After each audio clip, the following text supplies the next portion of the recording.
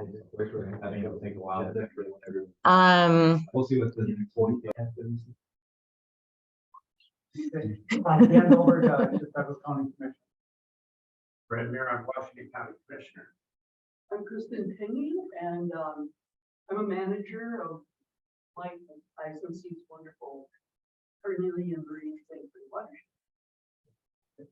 And Mike Mergens, I'm with the Societal Lakes Lake. Sharon Monet in the Conservation District. Mike Croix from the Middle St. Croix, WMO. Jackie Anderson, I'm a board representative.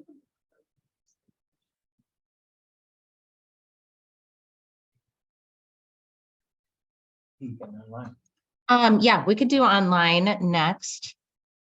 Steve. Steve Holland, Pine County Commissioner. All right, Brenda. Brenda Green at large, representative for Chisago County and also a board member of the Rush Lake Improvement Association.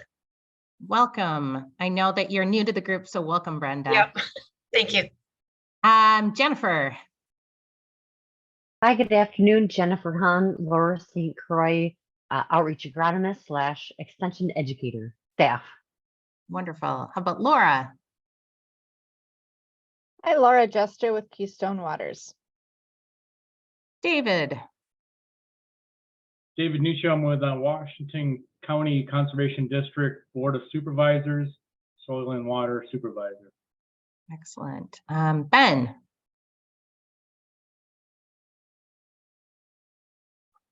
Oh, Ben, we can't hear you. Nope. So Ben would be telling you that he's the administrator for the Chisago Lakes Lake Improvement District. All right, Kevin. Hi, Kevin Chapdelaine, manager with South Washington Watershed District. All right, Tiffany. Tiffany Detterman, Isanti, Soil and Water staff. Right. Susanna.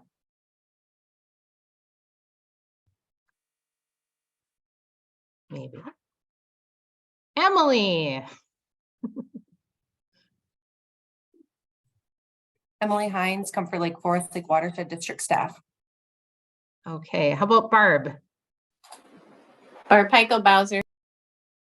And Talisha. Talisha Zimmerman, Isanti County Wetland Specialist, Water Plan Coordinator. And then others in the room here. Jackie Kirshner, I'm a stormwater extension educator at the University of Minnesota. And Mike Eisenstein, I'm the administrator of Kristen Pengy's little slice of heaven called the Carnelian Marine St. Croix Watershed. Craig Mel, Soil Water Conservation District staff. Tom Dietrich, Washington County. Jay Riggs, Washington Conservation District staff. Michelle Jordan, Board of Water and Soil Resources. Good. Thank you all for being here. You should have received an agenda that was sent out online. Any additions to our agenda this evening? Otherwise, motion to approve would be in order. So moved. I'll second. We got a motion and a second to approve the agenda as published. Any discussion? All in favor of that, signify by saying aye. Aye. Opposed? Ayes have it. Motion carries, and our agenda then is set. You should have received the minutes from our January 23rd meeting. Are there any additions or corrections to those minutes? I need to agree to it. Is there a second? I'll second. The motion second to approve the minutes of January 23rd as published. Any discussion? All in favor of that motion, say aye. Aye. All opposed? Ayes have it. Motion carries. The minutes of January 23rd then are approved as published.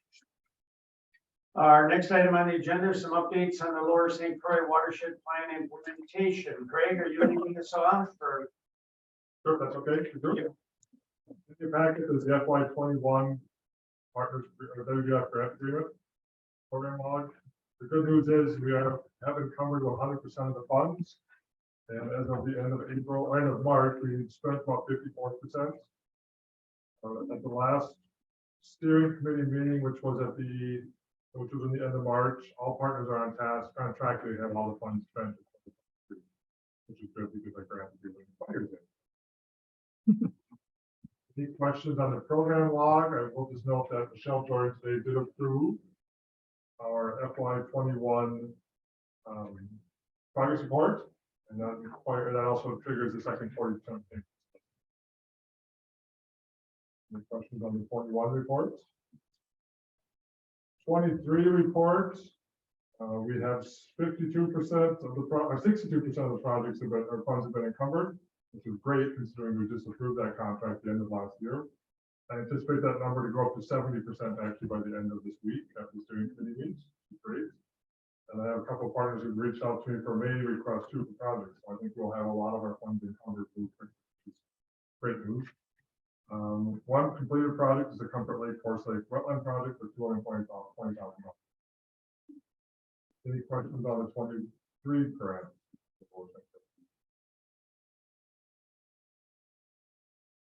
Thank you. Thank you, Craig. Jennifer, Ag Outreach, Non-Structural Ag Program. All right. Absolutely. There we go. Oh, yep. Yep, I think everybody Wonderful. can see you now. Oh, okay, perfect. Thanks. Yep. So we planned and held 3 in-person meetings over the winter to keep the momentum going, share information, promote our programs. So we did 2 about soil management and cover crops. And we did a different one in Scandia about different equipment setups and economics of different management systems. So that was really interesting to learn more about. We also had 2 virtual workshops, one for beef production and the other for small livestock. And we did recordings of these events, and so they are on our YouTube page. So we did promotion for the programs and events through mailings, farmer emails that we send out. And we're on social media now. So we're on Facebook and Instagram. I also presented at partner events. And you can see that great list just showing how many great partners there are. Oh, yep. How many great partners there are in the watershed. And then just a really, snapshot opportunity at what's happening with our programs, our planning for implementation. We'll have more concrete numbers later on. We're still finalizing paperwork right now, but we've planned approximately almost 6,000 acres for implementation this year. And we've always been tracking reductions for total suspended solids, that's TSS, soil loss, erosion, and PLOS is phosphorus loss. And now with our new grant, we're also tracking nitrate leaching reductions. So we'll have reductions for those in our deliverables at the end of the year reporting. Then we can go to the next slide. Yep. Awesome. Thank you.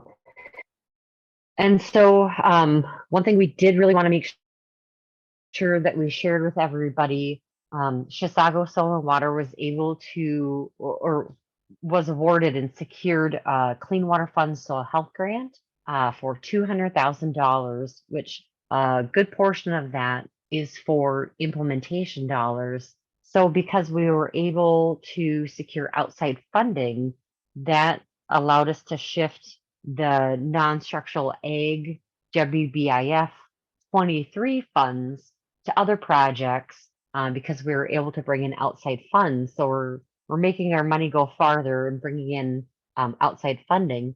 So we have the different practices that we have cost share for in there. We've added the small grains, pasture and hay planting, and then conversion of cropland to perennials. Those are practices that we weren't able to offer in our regular WBIF funding. So this Clean Water Fund Soil Health Grant actually enabled us to increase the amount of practices that we can provide. So right now, we have spent over 80, we're set to encumber over 80% of the funds. Last I checked, we're at 88%. We've already exceeded the nitrate reductions by 60%. So we're at 160% for our nitrate reductions. And some of these practices, the minimum implementation is 3 years, maximum implementation 10 years. So we're getting extended lifespans on our practices as well. And we have leveraged over $30,000 in match, mostly coming from watershed districts. So again, great partnerships and having the opportunity to make the funding go further too. All right. Any questions for Jen? Mr. Chair, Go ahead, Steve. Jen, could you talk a little bit about the cost share arrangements with USDA through their I think their equip programs and stuff, and how does that dovetail into what you're doing? Oh, sure. That is a really great question. So the federal side, NRCS, they have their own programs. One of them is called Equip, and they offer the same practices with their Equip program. And that's, they have a continual sign up, but they have ranking once a year. So you put your application in. Generally, they change it every once in a while. It has been September, but lately it has been by November of the year. Then you're eligible to have your application looked at for the following year. And what we did is we looked at the practices that seemed reasonable for our area, and then utilized something similar to the Equip payment rate, but we increased it just because everything has increased in price. So yes, NRCS, they do offer these with the Equip, and we are able to piggyback these funds. So if they are funded through Equip, we can also bring in our funds to provide cost share for these practices as well. Yeah.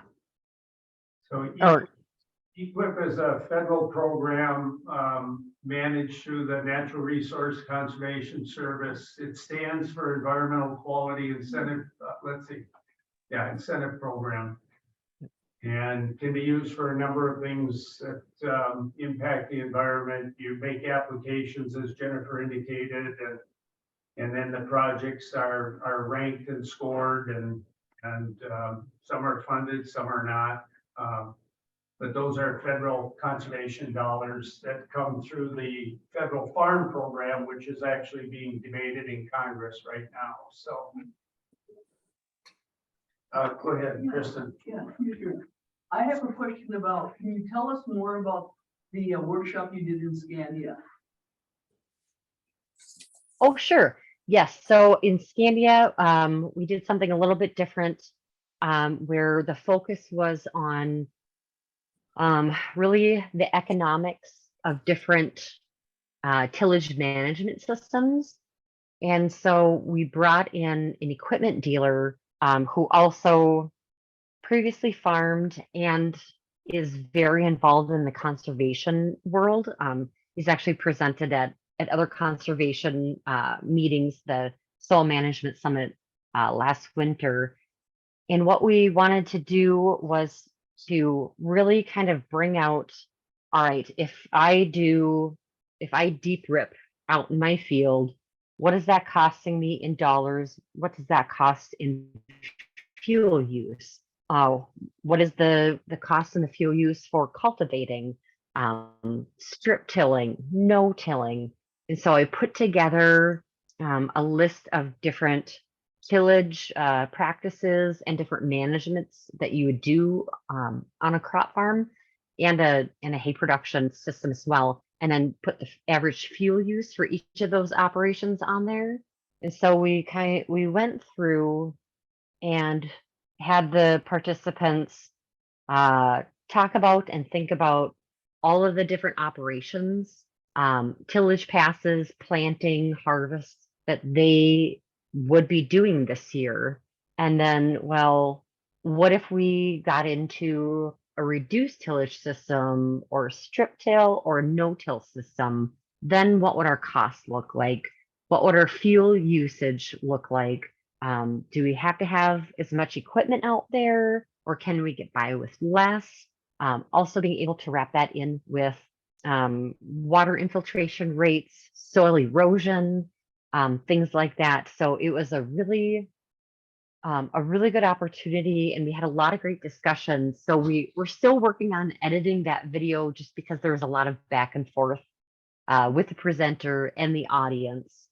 But really, I would like to offer these more in the future in several locations, and hopefully not when we have poor weather too, so that people can get to them, because it was really helpful. And it also brought some of the producers together.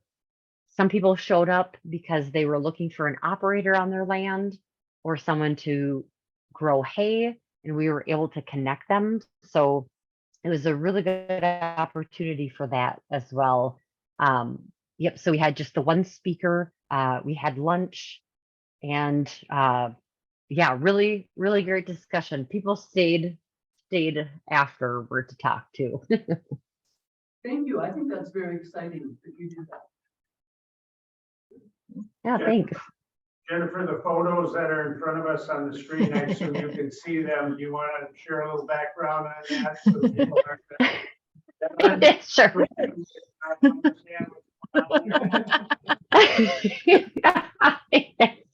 Yeah, so oddly enough, these are from farms in my neck of the woods. So this is what happens when you go too far north in Chisago County. No, these are some of the producers that we've been working with. We're doing no-till with the farmer on the left. Him and his wife were doing no-till or strip till, trying out strip till and cover crops. And then on the right, that's actually my father and my brother, and they're trying cover crops for the first time outside of a prevent plant year. So I am thrilled. And part of us working with them, we did video series with them. We did farmer interviews and captured footage of them planting and doing different operations out on the farm, just to get a flavor of what different management systems look like, different planter and tillage setups. They were also at, they brought their equipment and did a farmer panel at one of our field days last summer. So we were really involved with them, working hand in hand. And also someone else at the meeting, Lance Peterson, and another other couple of farmers, we buried white cotton men's underwear in their soil. There's actually a scientific test, it's the white cotton test, where you take a 6-inch by 6-inch white cotton piece of cloth, you weigh it, you bury it in the soil, you dig it back up and weigh it again. Well, that really doesn't get people's attention. People don't get jazzed about a little piece of white cotton cloth. So someone had the great idea of the soil your undies, burying undies out in the soil, and we want to see them annihilated. It's actually the opposite of what you would think, because what it helps represent is when we have that cotton, it's organic matter in the soil. It's a reflection of how much is going on with the soil organisms within the soil. So the more soil organisms you have, the more active they are, the more that they are going to chew up and destroy the carbon, the white cotton underwear. So it's a fun way of doing an easy test about to see, yeah, your soil organism activity. The higher populations of soil organisms, the more deterioration you'll have. So we're actually looking for them to be destroyed. And on the left, we buried that in his no-till field, which got a cover crop on it last fall. So we'll be doing another one this year. But that was in a pretty sandy soil. So you can't always compare your undies with your neighbors because we have different soil types. You know, it's a personal kind of thing, right? No. But what I did do for the pictures on the right, on our family farm, the one that's more deteriorated, that was in the regular part of our field. We do vertical till, corn, soybeans, and the one that my brother's holding, I thought it would actually not do very well. I put that close to a field approach where we park the wagons. There's a lot of traffic on it. So I was kind of thinking that that would be the control, that there wouldn't be a lot of soil biology activity, but it actually went after it pretty well. So I was shocked. And one of the producers that we did in Washington County, he no-tills his whole field, and half of it was in cover crop and half of it wasn't. So I buried a pair of undies on the top of a hill, and that that had cover crop on it. So top of the hill, drought year, but it had cover crops. So then I went to the bottom of that hill where there weren't any cover crops, but the soil was darker, so it had higher organic matter. It was concave, so it generally had more moisture over the year. And when we dug them out, I expected them to be about the same, but the undies on top of the hill that had the cover crop growing in the spring actually was more deteriorated than the undies that were at the bottom of the hill with more organic matter, with more moisture availability. And the only difference in management was having a cover crop of cereal rye grown out this spring. So that was pretty shocking. I need to get those pictures up there too, but it's a really easy thing to do. You get a clean pair of whitey tidies, don't wash them. They have to be cotton. You dig a hole and you keep them buried for about 6 weeks, dig them back up and see what you get. It's really fun to compare it with different fields or your yard, your garden, things like that. It'll make people smile for sure, yes, or wonder what you're doing. Other questions for Jennifer? Just a comment that it's really nice to see us going after other funding, not just relying on what's coming in from this particular program that we've been under. That's encouraging. Starting to act more like an entity. Thank you, Jennifer. Thank you. Barbara, are you going to talk a little bit about their shared education program? Barbara is ill today, so she has some nice slides put together, and I will try to represent her well. Like Jen was mentioning, the two of them have started up social media pages for the Lower St. Croix Watershed Partnership. So they are now on YouTube, Facebook, and Instagram, and using those platforms to share Lower St. Croix Watershed Partnership events, partner updates, and also just general content about activities that we want the public to be doing. There was a shoreline realtor workshop held back in February that was up in Chisago County, and 45 realtors came to that workshop. You can see that Tiffany Detterman was one of the presenters. Matt Bauman from the Minnesota DNR was there as well, and a couple of other presenters, all focused on when people are selling lakeshore property, giving them the right information about what they can and can't do with their shoreline property so that people don't come in expecting to be able to tear out shoreline buffers and then getting upset when they find out they're not allowed to. You know, and just also talking about the value, the ecological value of shoreline buffers and, you know, maintaining shoreline property, kind of all the resources that are available to our local organizations. There was also Protect Your Shore webinar that happened just last week. And then we have one more coming up, a Restore Your Shore webinar on May 8th. A kind of more free-form activity happening on May 20th that will be at the Uncommon Loon Brewery. And this is going to be more like a, you know, showcase where a bunch of different organizations have tables and info.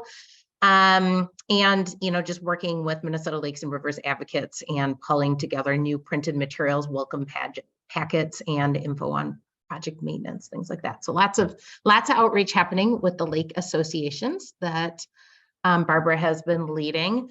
There is also a lot of outreach and education planned and ongoing with local officials. So this is your opportunity to mark your calendar to come to either one or both of our St. Croix River workshops on the water. That's WOW, workshops on the water. There will be one on June 27th that will be aboard the Princess heading out of Taylor's Falls, and hopefully it won't look like the raging picture that I showed at the beginning of the meeting. Hopefully by then the river will be simmered down a little bit. On July 25th, we will then have a second workshop that will be heading out of Stillwater. And kind of our tentative plan for both workshops is that we will have 3 presentations, and one will talk about the economic value of clean water. One will talk about shorelines, vanishing shorelines, and shoreline ordinances. And then the third one will be a success story. So in the Northern workshop, we're going to be featuring the success story of North and South Center Lakes getting taken off of the impaired waters list. And in Stillwater, we'll feature the story of Lily Lake getting taken off of the impaired waters list. So hopefully it will be a nice package for both of those workshops. We did have a smart salting workshop for local leaders that was back in February. And then Barbara has also been working with Mike Eisensee and Jay Michaels on reaching out to communities to begin the whole process of adopting the minimal impact development standards into their ordinances. And that's something that, just to give you all a preview, that's something that we're going to have a more detailed presentation about at your July policy committee meeting, about what minimal impact development standards are, what that is, and what we're hoping communities are going to do.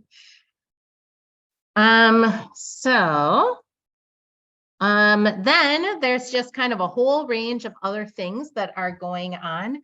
And as you know, when we hired Barbara, we were able to kind of take our existing MREP education program that's been going in Washington County and expand that to cover Chisago and, the little portion of Isanti and Pine and Anoka counties as well. So it's been really nice because we've been able to just take these already created activities and workshops and expand them and just amplify the reach and use a lot of already created tools.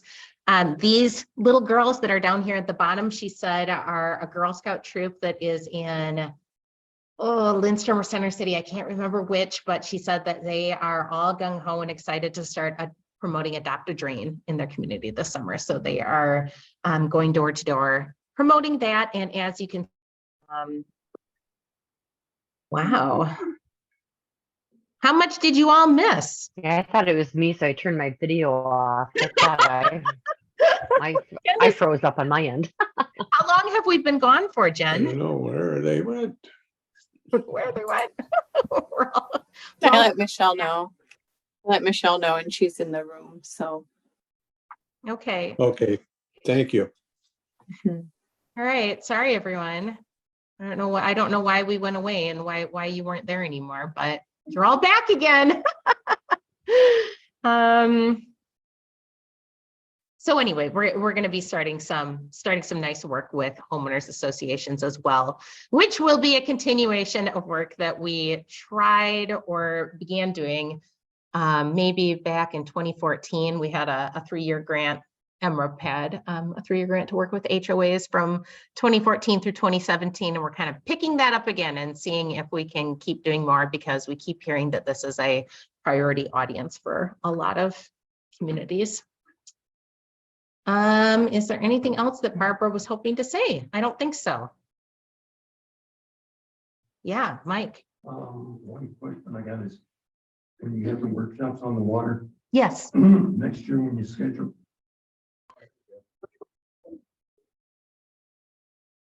You just need to move them to the bottom corner. Yeah.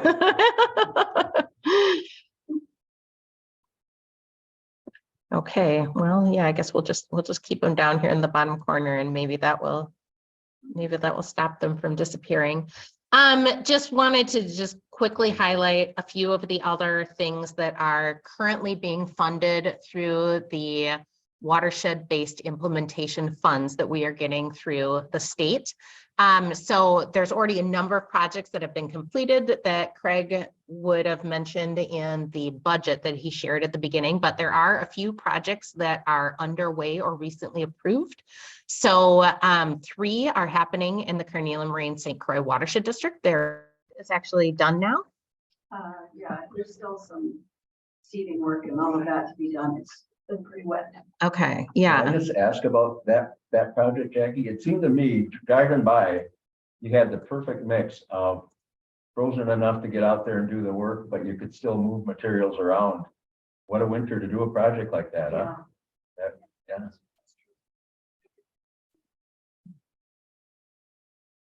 I'm gonna get done with Sabina. I'm gonna have 29 like little snippets of recordings. The Trout Brook stream restoration, I don't know if Kevin would have any updates on that, but basically it is underway. And the last I talked with Matt Moore and John Loomis, it was a plan to be working on that basically right now. Kevin, do you have any updates on that project? As long as not to put you on the spot. We'll find out if he can even, he can even hear me now that we've gone in and out so many times. Kevin, you're showing as muted.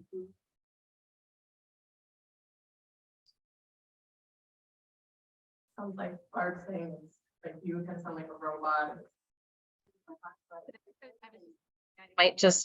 I might just come and do my own hotspot and try instead of trying to use the library one.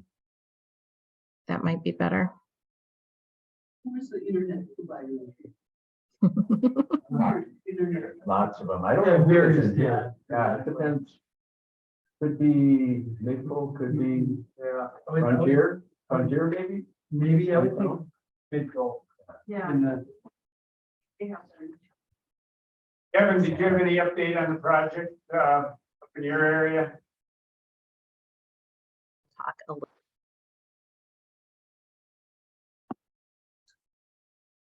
Yeah, I'll try to see if I can. I don't know why my own hotspot isn't showing up all of a sudden. So that'll bring us to our information on the targeted enhanced street sweeping.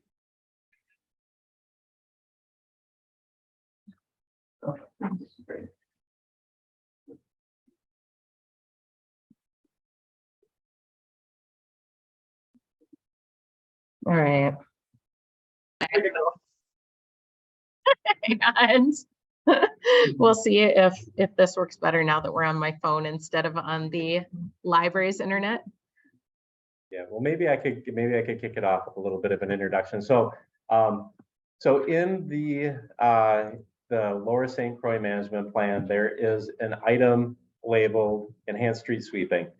So enhanced street sweeping is really about targeting pollutants coming off, which we're seeing this time of year is a great time to see it coming off of impervious surfaces and being directly conveyed to our water resources.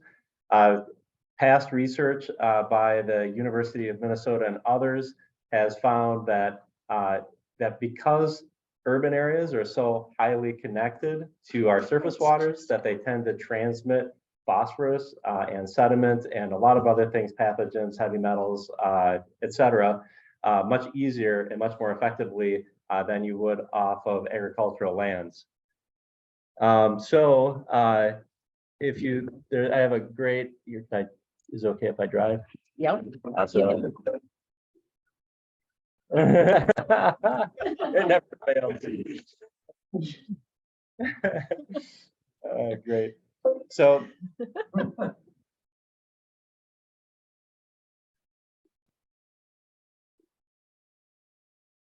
we go. Oh, awesome! It's touchscreen. So that's really demonstrated by this by this graphic. So this is based on a literature review, and you can see on this left side yield of phosphorus, and then on the x-axis you have numbers of acres, and so you can see the urban areas have much higher yields of phosphorus at lower acreages, and a lot of times, you know, just 10 acres of urban urban runoff can be equivalent to 1,000 acres of agricultural land, essentially would be a good example of where that occurs. So what we also know is that leaf debris that falls on the curb line in these direct conveyances has a relatively short period of time that it transforms from particulate phosphorus being held in those leaves to soluble phosphorus, which comes out when it becomes wet. So on these studies in 73, 86, 2008, and 2013, you can see that leaching times range from 1 hour to 24 hours for this leaf mass or for organic debris sitting in the curb line.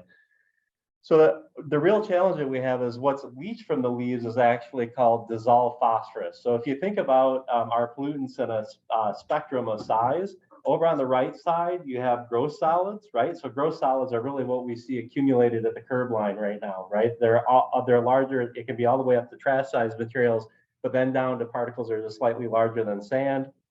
And then from that, you get into the sands, which you can see, and then the silts, and then the clays. Really, you have to start looking at a microscope to see the clays. But then after the clays, we get in this area called colloidals or soluble constituents. So you really can't see them in the water. And so this happens with phosphorus. And one of our challenges is that dissolved phosphorus is actually 5 times more bioavailable than particulate phosphorus.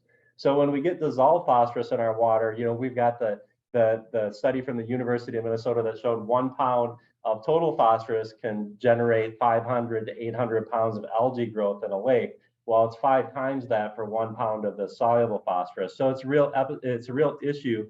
And we know that soluble phosphorus comes in episodic pulses, and that really goes along with timing spring and fall and rain events or snow melts to basically solubilize that phosphorus, get it in the stormwater and move it to our water resources. And we also know that it's really challenging to get soluble phosphorus out of stormwater once it's in there. Really, the only practice that's been effective that we're able to implement on the landscape right now is called an iron enhanced sand filter. And they're very expensive to put in, operate, and maintain over the long term. And so really addressing the soluble phosphorus issue is critical for us achieving our goals. And in order to do that, we really need more research. So I actually serve on a group called the Minnesota Stormwater Research Council, and that's exactly what this group is doing. It's stormwater practitioners, watershed practitioners like myself, engineers and researchers that formed a group under the umbrella of the Water Resources Committee or the Water Resources Division of the University of Minnesota. And really what we're looking at from the practitioner's perspective is if we can gather up research funding and direct it, well, let's direct it to things that make a difference, that reduce the cost and increase the effectiveness of the practices that we're putting on the ground to improve and protect water resources. So this Minnesota Stormwater Research Council did 23 projects starting from 2017 to now that have been funded. 19 of those are now completed, and Maggie is going to share with you the results of one of those projects, which has really developed the foundational science that we need and the calculators for estimating pollutant load reduction for targeting our street sweeping based on timing and measuring that based on load.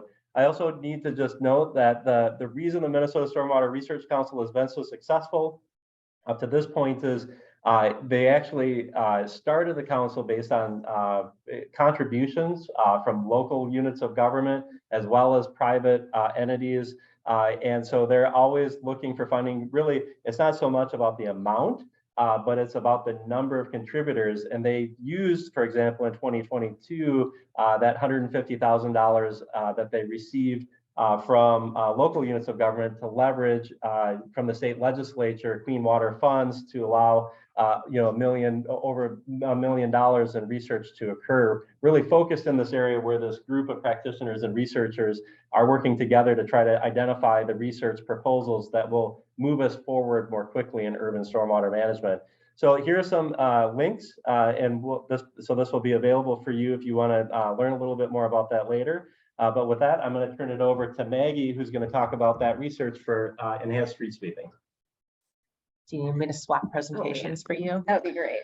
Okay. All right, well, I'm really excited to talk to you guys today about the street sweeping project. I don't know if you know, but like Minnesota is a leader in street sweeping research and innovation. And what you're doing here in the Lower St. Croix is actually being watched by other people across the nation because you're doing such phenomenal things, including people out in New Hampshire.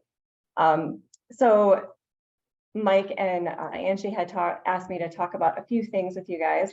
One is the street sweeping research that has been being completed at the University of Minnesota. Another thing is that research has been used to develop a street sweeping calculator by the Minnesota Pollution Control Agency, which is a fantastic tool if your community is an MS4. So a little bit about that. And then also how you go about conducting an evaluation for street sweeping. So how do you do that? Yeah, just give me a moment to make sure that we're still actually sharing a screen. Are we still sharing a screen? Well, they're all there. I can see them. I'm just not seeing, you know, I know I hid them. Are we supposed to be seeing some bullet points? Are you seeing a screen or are you just seeing all of us right now? No, I'm seeing a screen that says for more information about the console, visit WRC University of Minnesota. Yeah, it's the Oh. PowerPoint, the presenter view, or before, looks like before presenting. Okay, I see. You're still seeing this one. Okay. All right, excellent. That was what I was trying to figure out. I was like, what are you all seeing right now? Okay. There we go. See, technology, it can be wonderful and it can be horrible all at the same time. All right. Sorry, Maggie. I don't know why it's moving so slowly in terms of. There you go. But you don't want to see all of that junk. You want to see this. There we go. Okay. Hide floating meaning controls.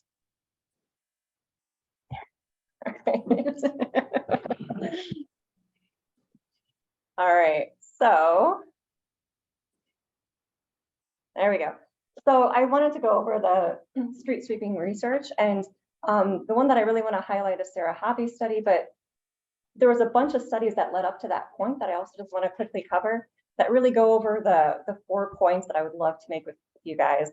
One is that street trees that hang over the streets, they contribute a significant amount of phosphorus to stormwater.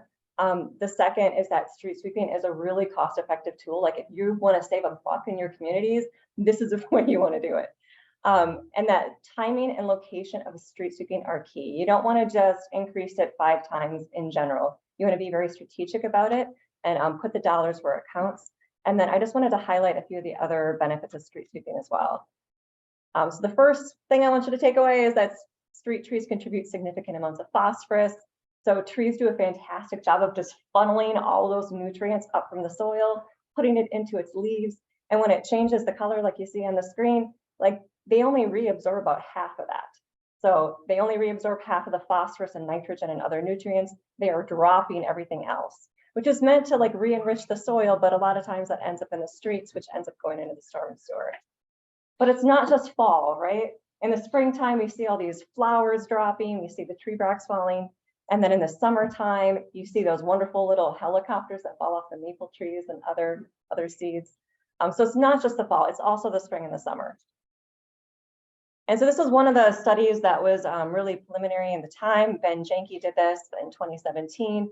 He took a look at 16 different metro watersheds that had really good stormwater data. So they were already collecting data at certain points. They knew what the phosphorus contents were. They overlaid that with the tree canopy and they made this wonderful chart, which shows a very, very clear correlation between the percentage of tree canopy you have hanging over your streets and how much phosphorus you're going to have in your stormwater. And again, it's that dissolved phosphorus that Mike was talking about that's really critical in removing. That was the first study. Another study that happened was by Bill Selbig at USGS. He took 2 very similar catchments, and they were very similar with tree canopy overhang and their elevations and all that. Very, very similar. They did 100%, like every week they did street sweeping and leaf removal on one of them. The other one, they did nothing. They just let it be. And he looked at that for a couple of years. And what we found with this one was that there is definitely a very strong correlation between street sweeping and removing those leaves and your phosphorus reduction, especially in the fall. So street trees contribute significant phosphorus. The second point that I really want to drive home is that street sweeping can be really cost effective for phosphorus removal. This is a study back in Prior Lake with Sarah Hobby and Paula Kalinowski. They looked at 9 different study routes from low to high canopy. They looked at how many times you did the street sweeping, whether that was once a month, twice a month, every week. And what they pulled from that was this graph that you'll see a lot. If you see a street sweeping research presentation, you're likely going to see this graph. This really shows that if you have low canopy, it's still pretty cost effective, but if you have high canopy areas when you're doing street sweeping, it can be as little as $100 per acre. Now, in comparison, like iron enhanced sand filters, for example, like I did one in Prior Lake when I worked down there, it was like $3,000 a pound of phosphorus removed. Some of them are cheaper than that, but it can be really expensive. And biofiltration basins and other things can be well over $1,000. This is like $100 a pound. It's so cost effective compared to other things. So that kind of all shows you that street sweeping can be really cost effective. But also driving home that timing and location of street sweepings are very important. So this graphic that I just showed you, if you look at the most cost-effective times, the month is on the bottom, the cost is on the left-hand side. But you'll see that March, April, May, June is really cost-effective, and then October and November as well. So the timing really matters. And then Mike had talked about like there's certain like little peaks in when you see a lot of phosphorus come in, especially dissolved. This one shows you that after that snow melts, like we're all seeing those leaves that are accumulating and everything. Some of those oaks don't drop their leaves till later, so they missed the fall sweepings. Like that snow melt period is really critical. That spring, when everything is falling, like in late May, early June, is really critical, and then in the fall. So Sarah Hobby took all of that information from all of those studies, and then she worked with the Minnesota Pollution Control Agency on developing a phosphorus credit calculator. And so for this, she needed to really study on a very big basis, like how much phosphorus removal you're going to get for your street sweeping efforts. So this was done with 5 different communities in the metro Twin Cities area. There was over 575 samples collected. It was one of the biggest street sweeping studies out there. And what this data shows is that in June, October, and November are really critical points where if you look at the amount of tree canopy cover that you have, which is shown on the bottom, going from left to right gets bigger. And then you look at the total phosphorus recovered, which is on the left-hand side going up. There's a strong correlation in June, October, and November. Now, you know, April, May, March, very important months too, but if you look specifically at canopy cover and how that's affecting things, June, October, and November are your key months to do street sweeping. All right, so she did that, took all that information, did all this wonderful study, and we know that timing and location of street sweepings are really important. So the key takeaways, do it in late spring, maybe early summer and autumn, do it where the tree canopy is high, and you're gonna get incredible cost-effective removals. And then the last thing I just think I wanted to cover is that while all these studies are being done, they're not just collecting information on phosphorus, they also collected information on other things. So if you reduce your phosphorus levels, you're also going to reduce your nitrogen. You're also going to be reducing sediment going to your basins. There are some studies, they're not as big as the ones Sarah Hobby has done, but they've shown that you can increase your best management practice longevity. So if you're sending all that stormwater with all those leaves in it and all that sediment down to your rain garden, it's not going to last very long if it all goes in there. But if you do the street sweeping, it'll last a lot longer. You're going to get just as much removal like doing the street sweeping than you are, or more cost effective than the rain garden itself. You're going to see decreased inlet clogging. So like there are periods here in Minnesota where you get all those leaves going to the storm drains during snow melt, and then lo and behold, it'll freeze and then it'll rain. And sometimes you get that localized flooding. You'll see that less with this. You're going to have better safety because people are going to be able to see the curves and the lines in the road when you do street sweeping. Other benefits for sure. So, okay, so those are all the benefits. So it's really cost effective, tree canopy matters, and it's something that you definitely want to do in the spring and the fall. So you know all these wonderful water quality benefits. But if you are in an MS4, there is another benefit that you can get. You have to, if you have an impaired water body in your MS4, you can get credit. So yay, you get credit for doing the right thing. So the MPCA worked with Sarah Hobby on that last study to create this credit calculator tool. It does a great job of giving somebody or giving a community a way to get credit for this. So this is one of the first credit calculators in the nation. Like nobody else that I know is doing what Minnesota is doing. And so communities can get credit in 3 different ways. Very simply, they can just say, I did, 200 curb miles, and they can get a credit. Now you won't get as much credit for this as you will for the other ones, because the curb miles, well, they don't have canopy cover or anything else kind of included in that. So you're going to get like the lowest credit for that. And it goes up from there. So you can do wet mass, which is weighing the matter, so you know how much you're getting. And then dry mass, which is the gold star for any community that's doing that. You're going to get the most credit with this calculator tool. And you're going to be taking subsamples, drying it. It's a little bit more effort, but you get the best amount of credit for this. But so that's what Sarah Hobby was really working with the MPCA on this. And this is what has just came out last year. So now you have, you want to do street sweeping because you have, all this information that it's great for water quality, it's cost effective. You want to go get these credits, but then how do you do it? So communities that start off with this really need 5 things. One is to know their municipal road center lines. One is to know their drainage networks, like where is that water going to? Next is you really need to know your water quality priorities, which you guys do here, in the Lower St. Croix. And then the next step is looking at that tree canopy data, because you want to sweep where it counts. And then after you have all that information, you really need a metric for estimating these removals. So most communities have the top 3, or it won't be quite as hard to get those.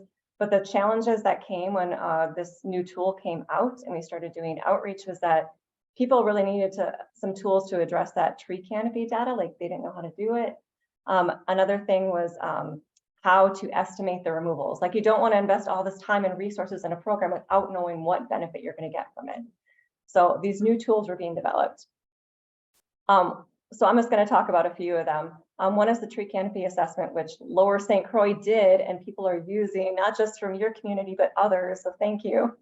Another one is the quick estimating tool that the University of Minnesota came up with, and then just a few other tools available. All right, so you guys did a great thing with this tree canopy assessment protocol. So Paula Kolonowski at EOR had really come up with this. And it was looking at, there's a urban tree canopy cover GIS layer that you can use. It was developed by the University of Minnesota from 2015. If you have that information, you can use it to assess your tree canopy. All you really need to know is that and your center lines. And a little disclaimer, if there was development after 2015, they likely cut all the trees. That canopy cover is probably not going to be that accurate. If it was between 2000 and 2015 with development, it might be a little bit underestimated, just because those trees that are teenagers in their teenage years, in their 20s, they grow really rapidly and they can really overhang quickly. So it might be underrepresented. But using that tool as a general guideline, you can take the 2 layers of your center line of your roads, make a buffer on it, overlay that with the tree canopy data, cut those 2 together, and you get this wonderful tool of the percentage of tree canopy cover in your area. So it's all written out in these really clear instructions. Again, thank you, Lower St. Croix. So people can use this to truly try to figure out where they want to target their efforts. So like we said before, you also need to know where your water quality priorities are. So you can use those 2 pieces of information, like the number of lane miles, the canopy cover, your priorities. And this is an example from Forest Lake where they use that information to really develop a good street sweeping plan. And that's what the Lower St. Croix is doing. Now, there are some folks that maybe they don't want to put in all that effort. They just want to know like a really quick estimate. They want to spend as least time as possible when they figure out how much time and effort they want to invest in that. And that's this quick estimating tool. So all you need to do with this, we tried to make it so simple that if you had a pretty smart intern, they could do this. They just look at the aerial map. And if it's 5% or less, it's one category. If it's more than 5%, it's another category. It's a really quick tool.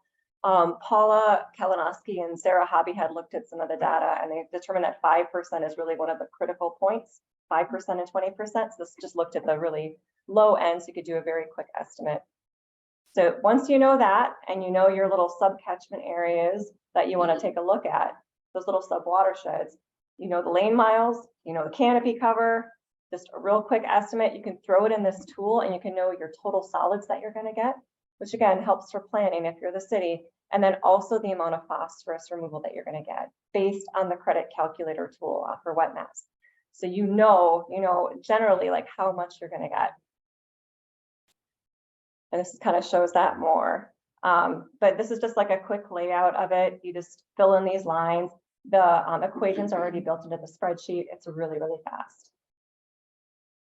Other resources that are available through the Clean Sweep program is, we had a lot of questions about like, well, when do I need to get the next sweeper? So there's information like that, or if you're limited by funding, you can look to say, okay, I only have $100,000. Like how many lane miles can I sweep with that? And this estimate is based on purchasing the sweeper, maintenance of the sweeper, staff time, disposal, all of that on an annualized basis. So you can kind of use this for a quick estimate. And also how many days will the sweeper be out? Because I don't know about you guys, but like in my job, like staffing is an issue.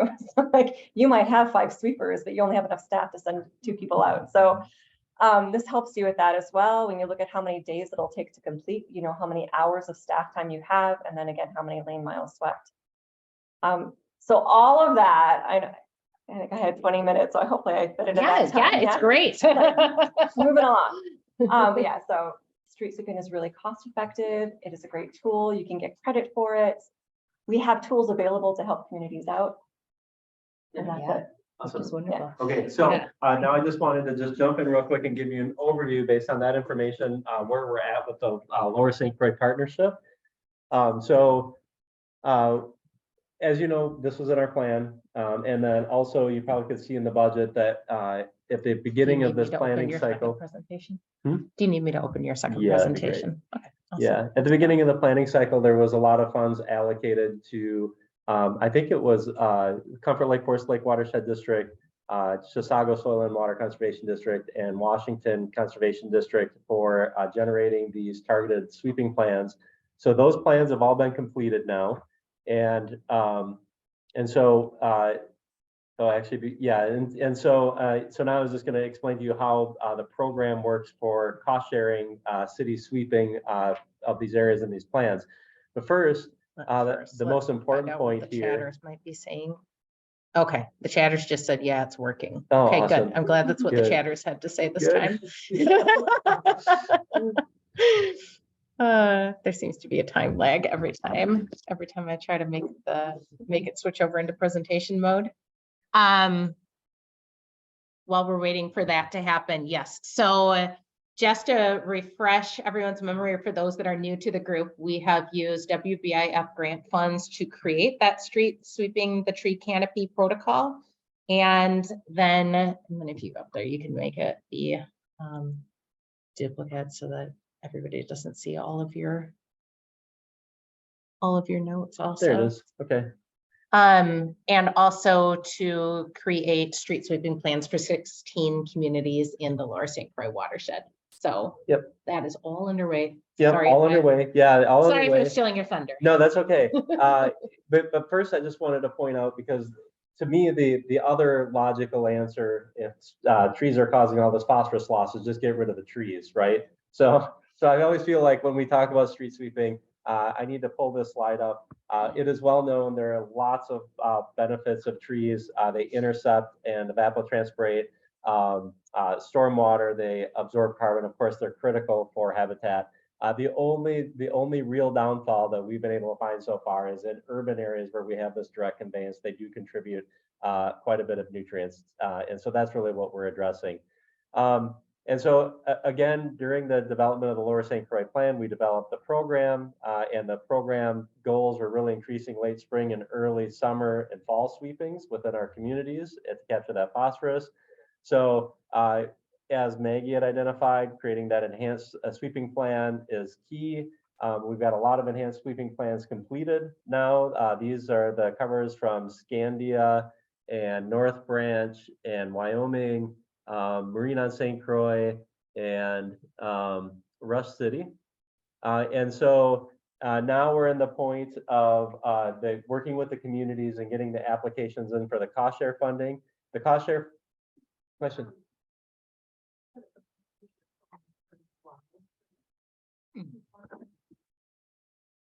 Okay, thank you. I wonder where that would be.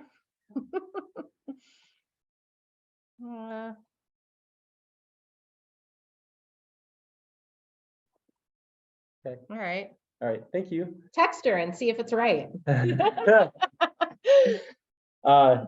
so, and we have, so basically it's a 3-year incentive payment is the way we worked with the Board of Water and Soil Resources that we could structure the grant for enhanced street sweeping.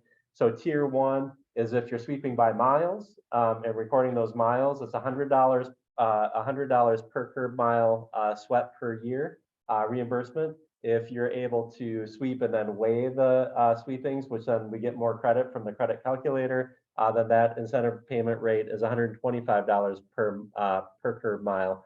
And then with each community, the grant maximum for this cycle of funding is $5,000. So in the plan, we also identified eligible water resources and communities. So we had a lot of folks to work with. And as of the next steering committee meeting, these are the numbers that we're looking at. So Linwood Township targeted street sweeping is applying for 23.9 pounds per year based on a $3,144 payment for that year. I mean, you can kind of go down and see the other ones. The one that really stands out is the 8 Middle St. Croix WMO communities. Combined, they're applying for $15,000, and that's going to be 139 pounds per year. There's a lot of direct connection along that strip of the Middle St. Of the St. Croix and the Middle St. Croix. So this is an update of where we're at, and then Marine on St. Croix and Scandia are going to be coming in on the May, so we don't have the estimates for those yet. As a matter of fact, Jay and I just met with the city of Scandia this morning before this meeting, talk about this program. They're really supportive, and so we're putting that application together. So once the funds are approved and the agreement, sub-agreement is signed with Craig's, then the communities do the sweeping, and then they either do the weighing and record that, the timing and the weight, and then fill out the street sweeping calculator, or they record the miles, and that's reportable back to us at the end of the year. And once we receive the results from the street sweeping from the year, that's when the incentive payment then is issued back to the community. And so that's an update on the program. And then just finally, one last plug for NAGI and Extension is they do have a clean sweep program that they're doing, working with communities. So public works staff and bringing them together and kind of talking about the complexities and solutions to amping up or increasing your street sweeping program. Yeah, and like on May 31st, this is the nearest workshop that we have nearby. It's going to be in the city of Bloomington. It's like a 8 a.m. to 1 p.m. workshop. The registration link is on the website. If you just do Clean Sweep Minnesota, it'll come up. Yeah, so that's a free workshop targeted really at public works staff, program managers, really anybody who's involved with street sweeping or water quality. And we have all those resources that I mentioned online too.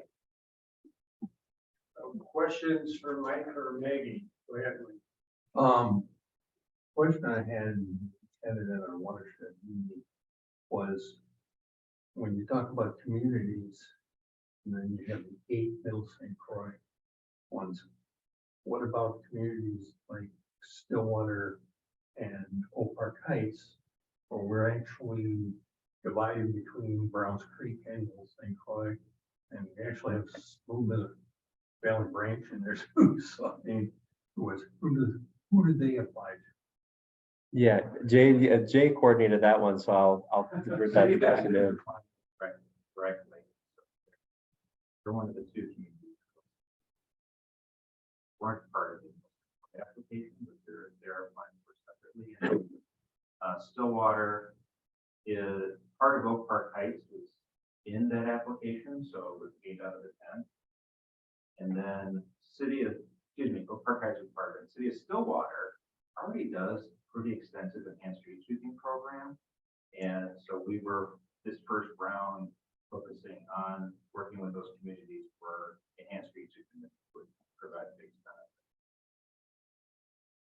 But basically, Mike, they're applying for funds through the Lower St. Croix Watershed Partnership, not from the watershed district. Right, I mean, Yeah. that's what we were saying. Yeah. So if we- So even if they're divided into Middle St. Croix and Browns Creek, they'll still be wholly within the Lower St. Croix funding area.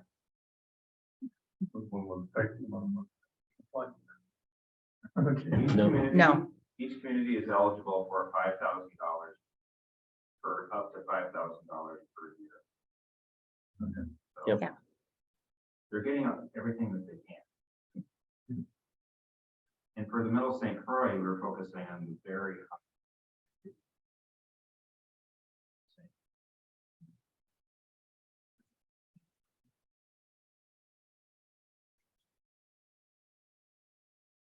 Jackie? I just wanted a clarification. Maggie, when you were talking about they can earn credits, in your presentation, you're talking about the credits that Mike just talked about, right? Is that right? Correct. I think Maggie was referring maybe to like MS4 programs. And for us, really what we want to know is we want to know what the load reduction is for our watershed management plan reporting. So if you're weighing the sweepings and the calculator is giving a higher, a more accurate and higher load reduction for phosphorus, then that just helps us move along quicker to meet our watershed So there's load no reduction way to goals. change what you were talking about. No, It's- no, it's that's the just- phosphorus. It's the phosphorus level reduction as a whole Mhm. in the partnership. Correct. Yeah. When we say credit, we're thinking of regulatory credit, like somebody will say you need to reduce phosphorus by 100 pounds. Well, you can get a 29 pound or a 2-pound credit based on if you're weighing or if you're modeling. Okay, so now I understand. I think that needs to be clarified. If you're gonna use this again, just make sure that it's a load reduction credit. Yep. And on the nutrient and not some type of, reimbursement for the money that they put into. Right. Right. Thank you.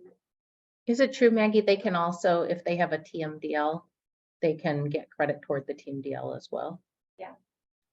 So for the communities that have an MS4 permit, they can get credit, or if it is a community, even if they aren't an MS4 permittee, but they have a TMDL that they need to work towards, and they can also. Same thing with Yeah.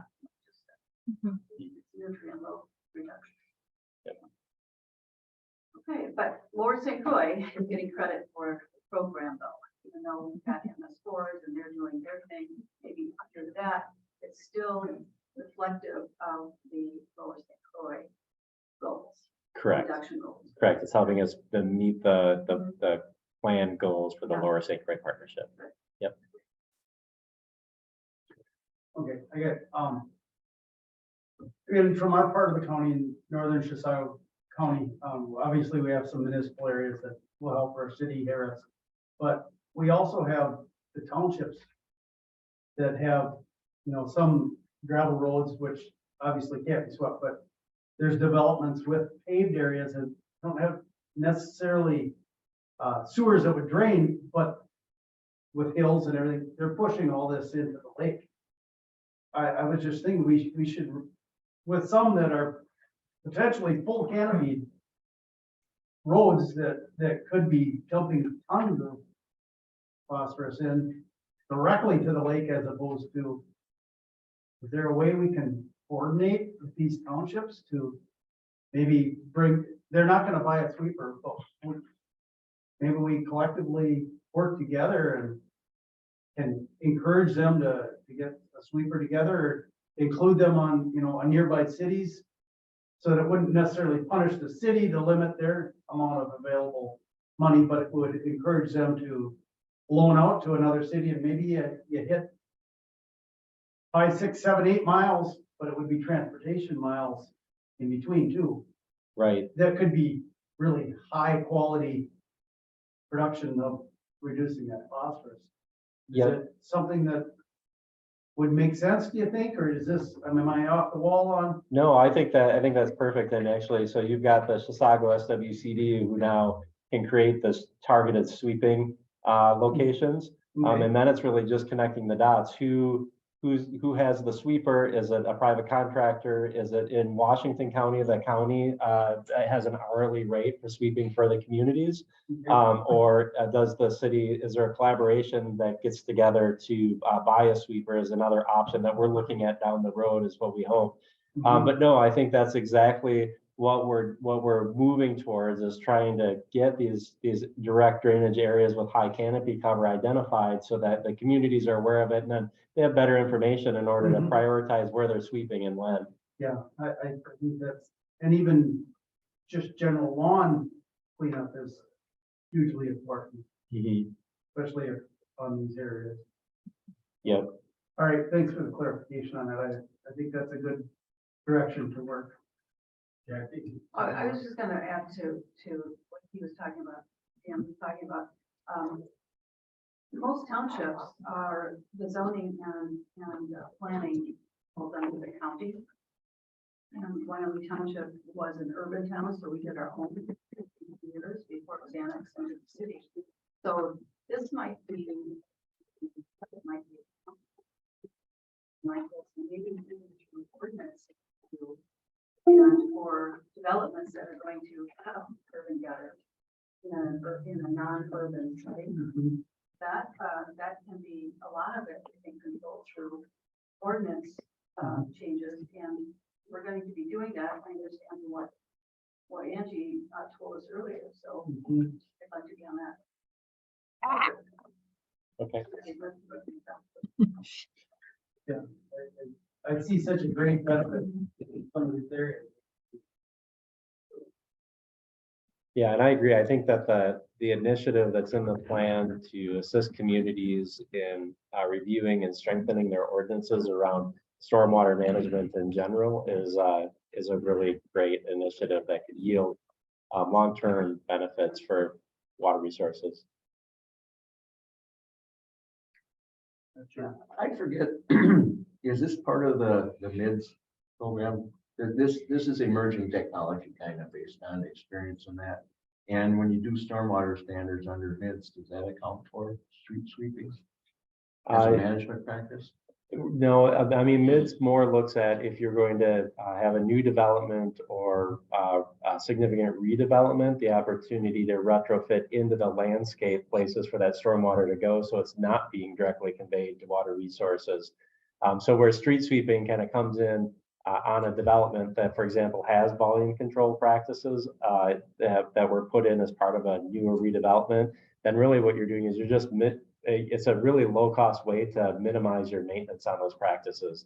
So when we're working with the city of Scandia, we're actually working on a neighborhood community on Big Marine Lake called the Bliss Edition, and we're retrofitting in a lot of stormwater quality improvement practices there. But still, Bliss Edition is a high priority for sweeping because it has a tremendous canopy load. It buries everything on the landscape, and so by increasing street sweeping, they are still reducing that load out of all of the practices that are in the landscape there. Yep. And reducing a lot of staff time in there digging leaves out of bioretention basins.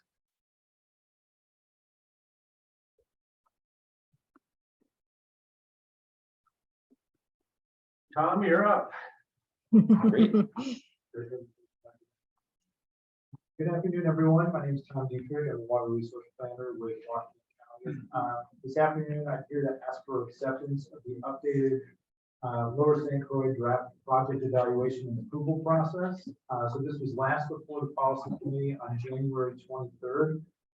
So I think what I'm going to do this afternoon is just very briefly kind of take through how the policy is constructed, and then just go through kind of 5 big bullet points of what we talked about last time and what changes that we've made.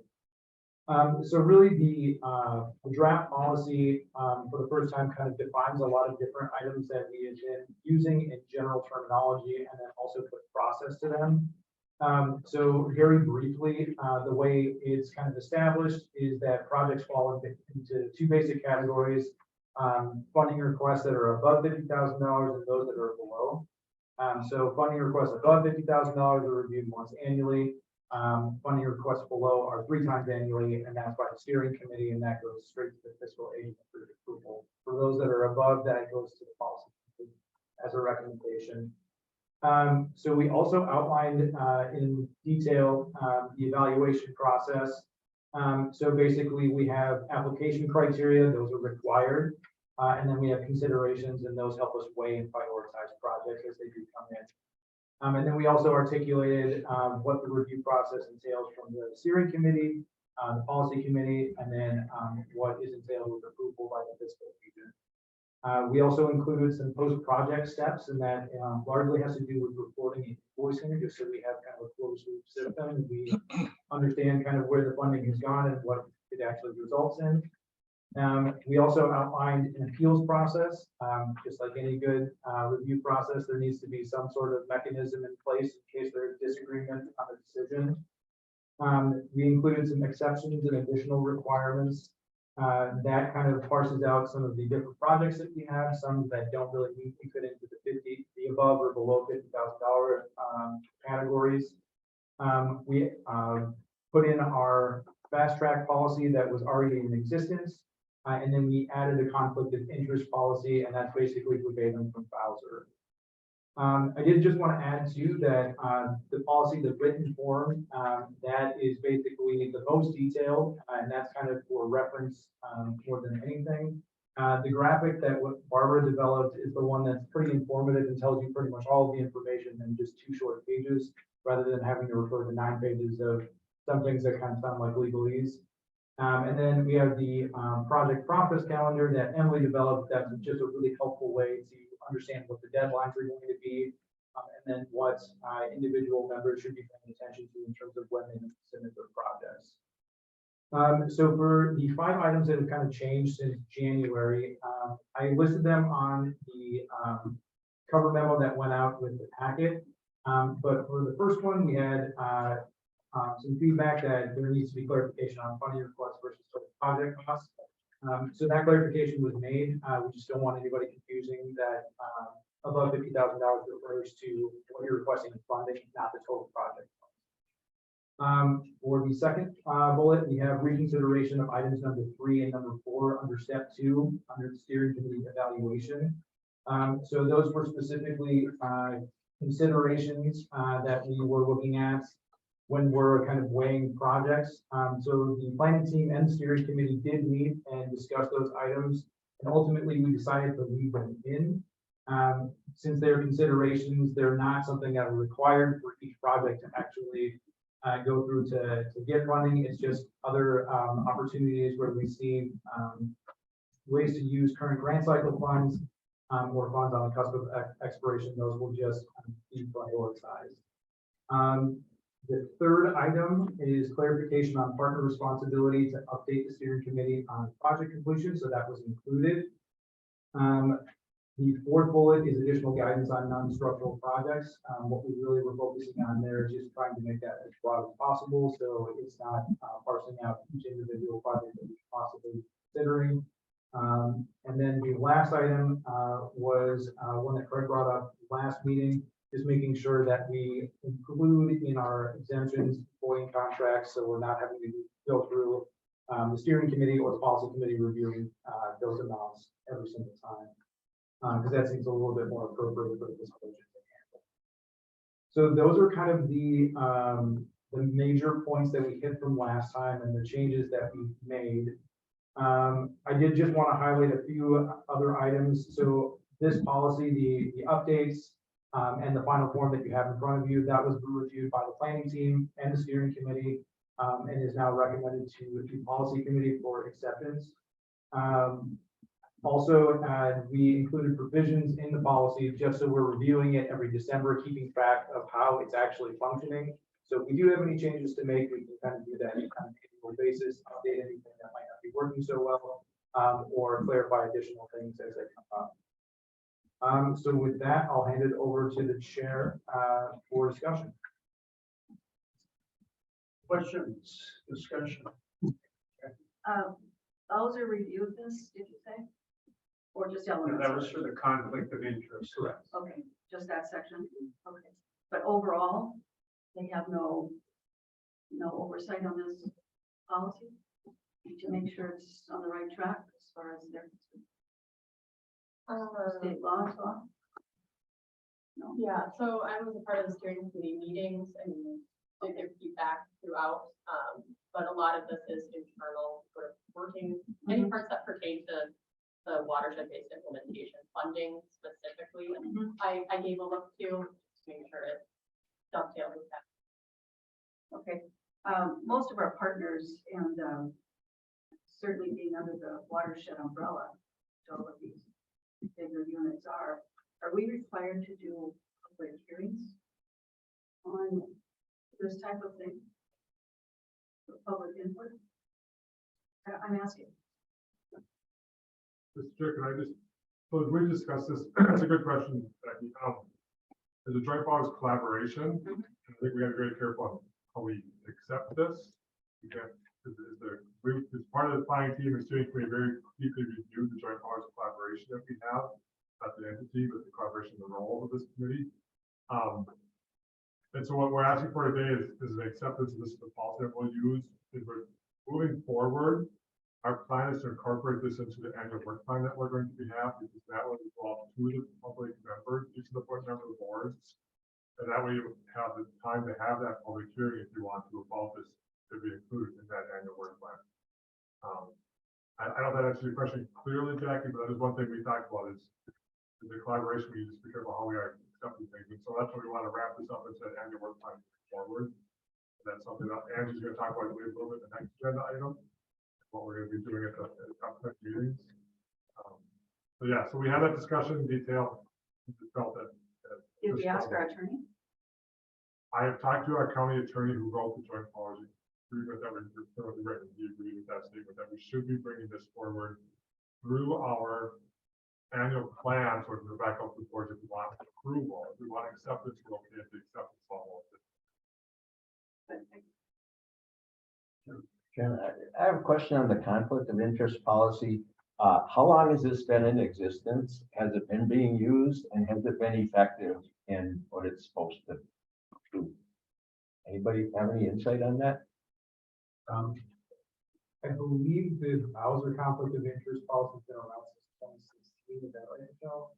I'm not aware. No, I don't know if Barb is on the line. If she knows anything about it. Barb?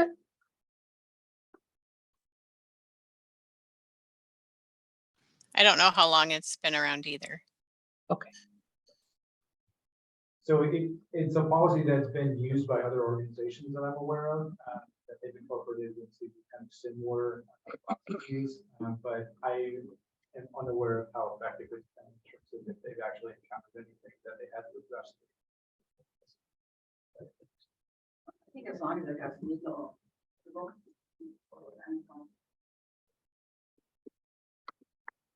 It's got an excellent run-on sentence. That I would. Yeah.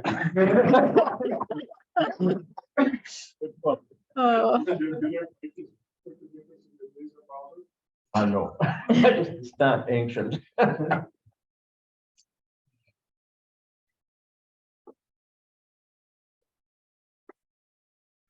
Other comments, discussion? Otherwise, the planning team and the steering committee have a recommended action on the bottom of page 1 there with a form of a motion. If you're so inclined. Mr. Chair, I'll make the motion. We accept the updated proposal. I'll second. Got a motion and second then to accept Lower St. Croix project evaluation and approval process as developed by staff, the planning team, the steering committee. And as Tom pointed out, this will be reviewed annually based on our bylaws, correct?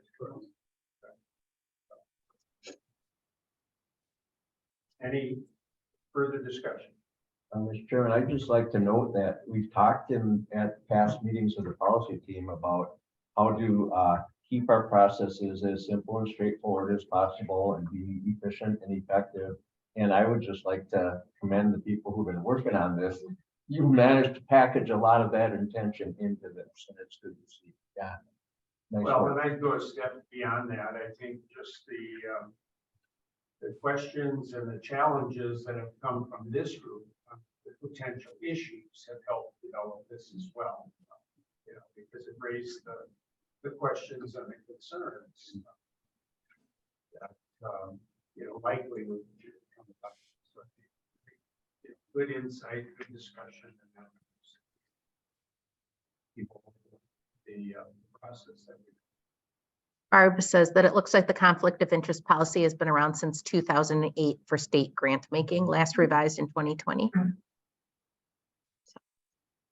Thank you.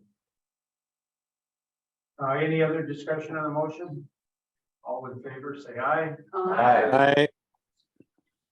Ayes have it, motion carried. Thank you, Tom. Angie? Yeah, well, wanted to give you an idea of what to look forward to at the next two meetings. We'll be meeting again in July and then in October. And I thought that since we do have some of these, you know, like rather large projects like the street sweeping underway, it might be nice to just start, you know, incorporating that into our meetings, that every meeting would highlight some kind of initiative. I know we spent quite a bit of time talking about the agricultural outreach and soil health at our January meeting. The street sweeping is obviously a big one that we've been working on, and it's going to affect a lot of communities in our area. So looking toward the July meeting, we were planning to give a presentation about MIDS, and that's those minimal impact development standards, to give you an idea of what is all in that community development ordinance package and what we're going to be taking to the cities in our local area, and an idea of where it's already been implemented and underway. So you can look forward to that in July. The other thing that we'll be talking about in July is the 2022 annual report. And Laura Jester is gathering data from all of us right now. In January, you got a report on all of the activities that happened with the WBIF grant funds. But as you know, that is only a portion of what it is that we do as a partnership. So this will be a more comprehensive report that includes things that were funded locally or through other grant funds.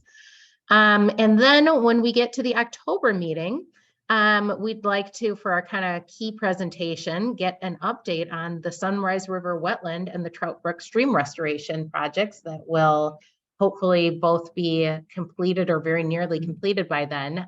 So we can get some nice photos and maybe even videos of what it looks like on those two sites. We're going to be bringing you the 2024 annual plan of work.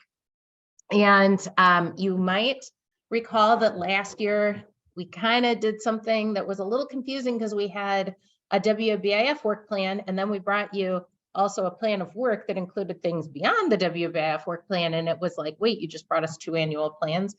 We're gonna stop doing that. So what we would like to do in October is just bring you one annual plan of work that's going to have all the things that we will be doing as a partnership, funded by WBIF, potentially funded by things like the soil health grant that Chisago SWCD has right now. So that will just be the one annual plan of work that everybody will take back to their local entities to approve. But on that topic of taking things back to the local entities, we do also have written into our bylaws that we revisit the idea of whether we want to continue being a joint powers collaborative or consider becoming a joint powers entity. So we thought it made most sense to have that conversation in October. So that's kind of what we have on there. But as policy committee members, you can also feel free to add anything on there that you think should be happening in conversation in July or October. So any other thoughts on agenda items for either of those two upcoming meetings? I don't know if this is so much an agenda item, but just an idea. Maybe it's a bad idea, but I'm calling on my experience as a former town board member. some, you know, you can go to town board meetings and that and talk to people and whatnot, but, you really find out what's going on if you, ride in the snowplow or the road grader, or go around with your road guy to pick up junk out of the road ditches. You really find out what's going on. Riding along with a street sweeper, if anybody's interested in that, might be an opportunity that would be good to say, hey, it's available. Just a thought. Very good, something. Well, I was just gonna ask, maybe Jackie, a question for you. Would it be possible before the October meeting where they're talking about the company just down the road? Could we start the meeting for those who want to at 2:30, 3 o'clock and show up there and have their staff give a full presentation of the field and then? I mean, That'd be nice. here, but I just think if it's just, those that know. I think that's a great idea, and I was just thinking about how nice it would be to have field trips along with what you're saying to these projects, and rather than doing it all at one time, break it up into those quarterly trips. So I like that idea. It would mean another hour or two on the, so we'll have longer meetings, but Virtually, we can do it. yeah. Here, more. You're not asking us to put together another virtual tour, are you, Craig? Yeah. I was like, Barbara and I rose to the occasion, but we don't always want to rise to the occasion. Yeah. Other thoughts on agenda items for those two meetings?